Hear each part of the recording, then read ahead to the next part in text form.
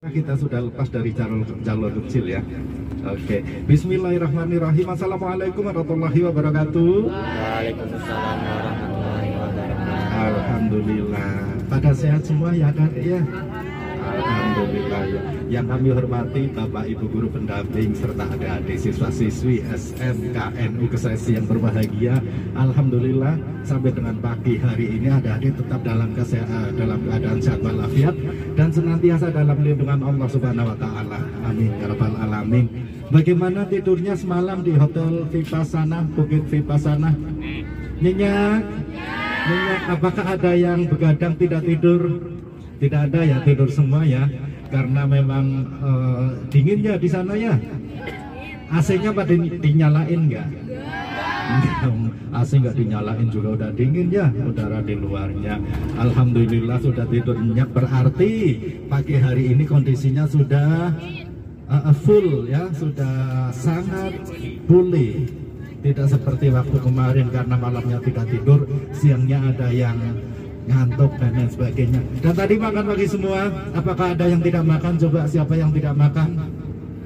Tidak ada. Alhamdulillah, berarti hari ini siap untuk berpetualang di kawasan Lembang, Bandung ya. Karena objek wisata kita hari ini yaitu berada di kawasan Lembang semua ada ya. Yang pertama yang sekarang kita sedang tuju adalah Gunung Tangkuban Perahu, salah satu destinasi wisata pegunungan atau gunung yang menjadi tujuan wisata. Salah satunya adalah Gunung Tangkuban Perahu ini.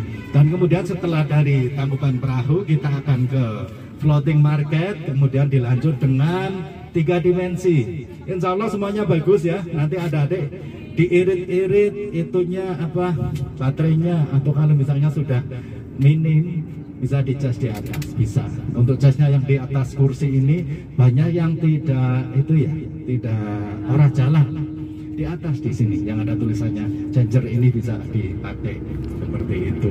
Nah, sekarang kita langsung meluncur menuju ke puncak Tangkuban Perahu dan cuaca semakin siang semakin cerah. Alhamdulillah. Tadi pagi hari kita di hotel sempat kriwis-kriwis ya, sempat ada sedikit khawatir kalau cuaca akan hujan, tapi ternyata semakin siang semakin cerah. Alhamdulillah, semoga di Tangkuban Perahu nanti tetap cerah. Nah, Tangkuban Perahu ini sangat erat kaitannya dengan legenda yang sangat populer di negara kita, namanya lain. Nah, saya akan sedikit menggali kembali, mengajak adik-adik untuk mengingat kembali dongeng tentang Sangguriang dan Dayang Sumbi, sehingga kemudian terjadilah Gunung Tangkuban Perahu yang akan kita tuju sekarang ini. Bahwa Tangkuban Perahu ini berasal dari kemarahan Sangguriang. Kenapa Sangguriang marah sehingga dia bisa menyebabkan terjadinya gunung? Nah, ceritanya adalah tentang seorang putri dari Pertapa Sakti, namanya Dayang Sumbi ya. Pada suatu hari Dayang Sumbi ini sedang menenun. Kegiatan sehari-harinya Dayang Sumbi adalah menenun kain seperti itu. Dan pada suatu ketika teropong dari tenunnya itu apa ya istilahnya, kalau bahasa Jawa mencolot. Mencolot itu bahasa Indonesia apa sih? Mencolot. Ada yang tahu bahasa Indonesia yang mencolot apa coba? Terpental mungkin seperti itu. Nah ya, karena memang sistem pertenunan atau orang ketika sedang menenun itu memang ada satu alat yang namanya teropong. Teropong inilah yang nantinya akan menjadikan benang-benang ini teranyam. Dia ketika di alat tenun yang tradisional itu di bawahnya ada handle, di kakinya ada handle, kemudian diinjak. Nah, handle inilah yang akan melontarkan teropong itu ke kanan kiri terus seperti itu, sehingga menyebabkan terjadinya anyaman-anyaman. Semakin lama anyaman itu menjadi semakin lebar dan jadilah kain. Nah, Dayang Sumbi seperti itu. Dia suatu ketika teropongnya lepas dan hilang, dicari-cari tidak ketemu. Kemudian dia saking putus asanya, dia sampai berucap bahwa siapapun yang bisa menemukan teropong saya, apabila perempuan dia akan dijadikan saudara kandung seperti itu, dan apabila laki-laki maka akan dijadikan suami. Iya, berucap seperti itu. Siapapun yang bisa menemukan teropong saya apabila perempuan akan dijadikan saudara, kemudian apabila laki-laki akan dijadikan suami. Tanpa disangka, tanpa diduga, yang menemukan teropong tersebut adalah seekor anjing. Coba, dan anjingnya itu anjing jantan. Bagaimana itu ceritanya? Anjing jantan. Nah, kemudian karena anjing ini kan nggak mungkin dijadikan suami ya. Nah, anjing ini kemudian anjing ini kemudian dijadikanlah peliharaan pribadinya, pengawal pribadinya. Dan dia setia menemani Dayang Sumbi ketika menenun, ketika kemanapun dia setia mengawal seperti itu. Dan pada suatu ketika tanpa disangka, tanpa diduga, Dayang Sumbi ini hamil. Padahal dia belum bersuami. Ini menyebabkan kehebohan orang tuanya, kemarahan orang tuanya, dan juga sebelum kehamilan Dayang Sumbi ini diketahui oleh masyarakat sekitar situ, maka Dayang Sumbi diasingkan di sebuah hutan bersama ditemani oleh pengawal pribadinya, yaitu si Tumang atau anjing yang menemukan teropongnya itu. Ditemani oleh si Tumang, kemudian ditemani oleh seorang pembantu, istilahnya pembantu ya, Dayang kalau zaman dulu. Nah, kemudian setelah berbulan-bulan kemudian lahirlah seorang bayi laki-laki dari kehamilan Dayang Sumbi tersebut. Dayang Sumbi sejauh itu masih belum mengaku bahwa yang menghamili dirinya itu adalah si Tumang, anjing pengawal pribadinya. Kenapa bisa seperti itu? Karena ternyata si Tumang ini adalah jelmaan dari dewa. Ya, itu ada kisahnya sendiri.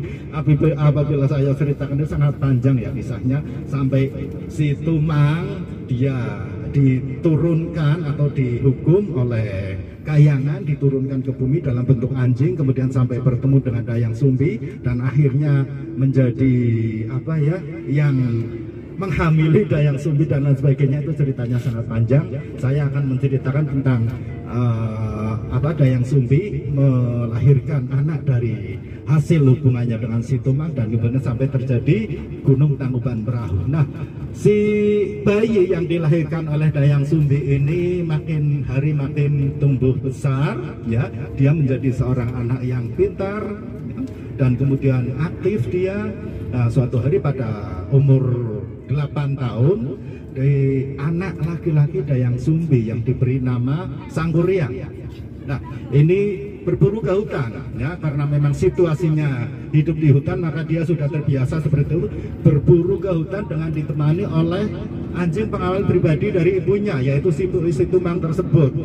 Nah, pada suatu ketika Sangguriang ini salah memanah hasil buruannya, hewan buruannya, salah memanah hewan buruannya, kemudian dia menyasar ke anjing pengawal pribadinya si Tumang itu. Pun logam stainless itu enggak ya, kalau zaman dulu pakai kayu ya, dipukul saking kerasnya, kemudian sampai terluka berdarah. Dan Sangguriang karena sangat kecewa, sangat takut, dia keluar dari rumah ya, minggat istilahnya seperti itu. Nggak pulang sehari, 2 hari, 3 hari, sampai kemudian ternyata bertahun-tahun si Sangguriang ini tidak pulang. Suatu ketika Dayang Sumbi bertemu dengan seorang pemuda tampan. Nah, pemuda tampan ini ternyata langsung jatuh cinta dengan Dayang Sumbi. Itu setelah bertahun-tahun kejadian si Tumang lari dari Sangguriang lari dari rumah ya. Setelah bertahun-tahun kemudian Dayang Sumbi bertemu dengan pemuda tampan. Pemuda tampannya ini jatuh cinta dengan Dayang Sumbi karena Dayang Sumbi ini masih terlihat cantik, segar seperti itu. Dan pada suatu hari tanpa sengaja Dayang Sumbi ini melihat luka yang ada di kepala Sangguriang. Dan ternyata setelah diselidiki bahwa Sangguriang ini adalah anak kandungnya. Pasti itu anak kandungnya yang minggat dari rumah bertahun-tahun yang lalu. Ciri-cirinya sama, kemudian ceritanya kenapa dia sampai ketemu Dayang Sumbi juga sama persis, tidak ada yang keliru sedikit pun. Maka Dayang Sumbi berupaya sekuat tenaga untuk menggagalkan pernikahan tersebut. Maka Dayang Sumbi pun mengadakan satu permintaan kepada Sangguriang bahwa dia minta dibuatkan sebuah perahu ya, sebuah perahu yang besar untuk persyaratan mempersunting dirinya. dalam satu malam perahu tersebut harus sudah jadi. Dan Sangguryang ini menyanggupi, karena Sangguryang ini setelah bertahun-tahun keluar dari rumah, dia mempelajari ilmu-ilmu kanuragan, dan dia menjadi seorang pemuda yang sakti mandraguna. Dan setelah hampir pagi, itu perahunya ternyata benar-benar hampir jadi, adik-adik. Ya, Dayang Sumbi ini berupaya lagi bagaimana caranya supaya tidak sampai benar-benar jadi perahunya, karena dia anakku, nggak mungkin dia menjadi suaminya kan. Akhirnya Dayang Sumbi mempunyai akal, dia membangunkan orang-orang kampung untuk membakar sampah dan membunyikan lesung. Kalau zaman dulu pagi-pagi itu ibu-ibu pada ini ya menumbuk padi di lesung pagi-pagi untuk makan siang dan seterusnya keluarganya seperti itu. Nah, Dayang Sumbi seperti itu, dibangunkan orang-orang kampung menyalakan api sehingga terjadi semacam kayak hampir pagi gitu ya. Hampir pagi di sebelah timur itu biasanya kan ada cahaya.